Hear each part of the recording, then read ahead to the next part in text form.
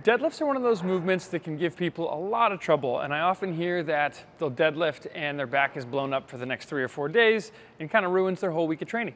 If that's you, this video is for you. Why is that often the case in the CrossFit setting?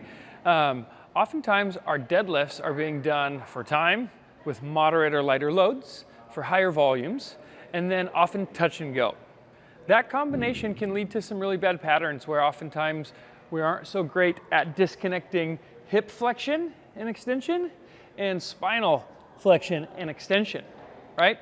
Specifically with the touch and go, we're bouncing the weight with these high temp bumpers, and that bottom third or less maybe of the movement is largely unloaded, right? It looks like this.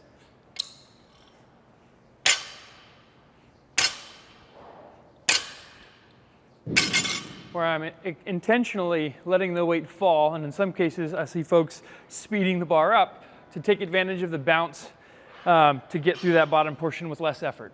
And while for getting a score or maximizing a time on a workout that might be great, for loading the hamstrings and glutes, it's not always the best, and that's where some of these bad patterns can develop. And if that's the case, you end up just working your low back a lot, and that's why you're feeling the low back so much. Here's how we're gonna go about fixing that. First step is gonna be what I like to think of as 1 step back for 2 steps forward, where again, a lot of folks have developed such weakness in that end range of the hamstrings and glutes in the deadlift that they actually can't get in that position. So they have no choice from the ground to use their back, other than to use their back. So we'll elevate the starting position up enough so that we can maintain that neutral spine. And just before we start to lose it, that's where we'll set our block height, okay? And then after, usually in my experience, after a couple weeks of deadlifting from this height for our high intensity stuff, meaning the heavy stuff or the for time stuff. This is gonna give us the ability to stay within our active tension range and build that awareness and pattern and new pattern of maintaining a neutral spine and getting the movement from the hips. Once that's established, we simply start to work the blocks down lower and lower.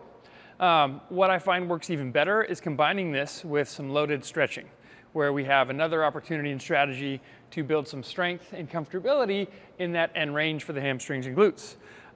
2 of my favorite options would be tempo RDLs, and then elephant walks, and then a third would be Jefferson curls, okay?